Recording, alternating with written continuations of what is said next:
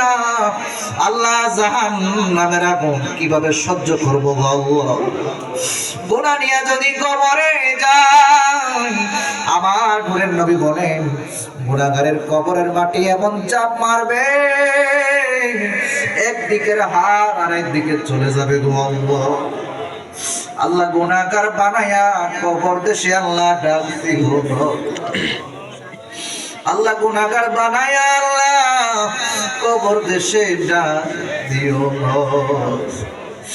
আদর করিয়া মানুষ আল্লাহ বানায়া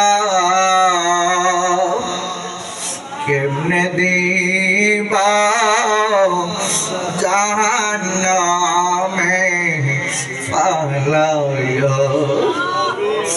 আল্লাহ হাদিসের মধ্যে পাইছি বেনামাজির কবরে 70 থেকে 99টা সাপ দেওয়া হবে। জাহান্নামের আগুন দাউ দাউ করে জ্বলবে। দুনিয়ার আগুন সোনালী কালার, জাহান্নামের আগুন কালো কালার হবে। আল্লাহ জাহান্নামের আগুন সহ্য করার ক্ষমতা নাই। আল্লাহ গো জাহান্নামী বানায়া আল্লাহ কবরে ডাক দিও না। আল্লাহ রাহমাতুল লিল আলামিনের উসিলায় আমাদের तमाम জীবনের গুনাহ maaf করে দাও।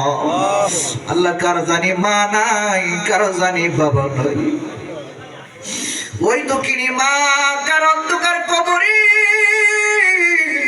বাবা কার অন্ধকার কবরে গো আল্লাহ। যেই মা 10 মাস 10 দিন গর্ভে ধারণ করবে, কলিজার মধ্যে কত লাথি মারছি মায়ে, মা খাবার খাইতে পারে নাই। যেই মা ঠান্ডার দিন আসলে, শীতের দিন আসলে, শীতের সিজন আসলে মার কথা বেশি স্মরণ হয়। শীতের সিজনে যখন বাচ্চা জন্মগ্রহণ করে, বিছানার এক সাইডে প্রস্রাব করে দিলে গো আল্লাহ সন্তানরে শুকনা জায়গায় রাখে, মা ভিজা জায়গায় শোয়। যখন একেবারে বিছানা ভিজাইয়া দেয় প্রস্রাব করি, মা ভিজা জায়গায় শুইয়া সন্তান রে বুকের মধ্যে রাখে। ওই মা কার জানি অন্ধকার কবরে আল্লাহ। ওই বাবা, যে বাবা পায়ে হেঁটে হেঁটে কাইতলা বাজার থেকে 10 টাকা বাঁচাইয়া মজা নিয়ে আসতো আমার জন্য, আমাদের জন্য, ওই বাবা জানি না কার জানি অন্ধকার কবরে। ওরে মায়ের এক ফোঁটা দুধের দাম কাঠিয়া গায়ের চাম, আপোষ বানাইলে ঋণ শোধ হবে না আমার মা। ওরে মায়ের খান্দন যাবজ্জীবন,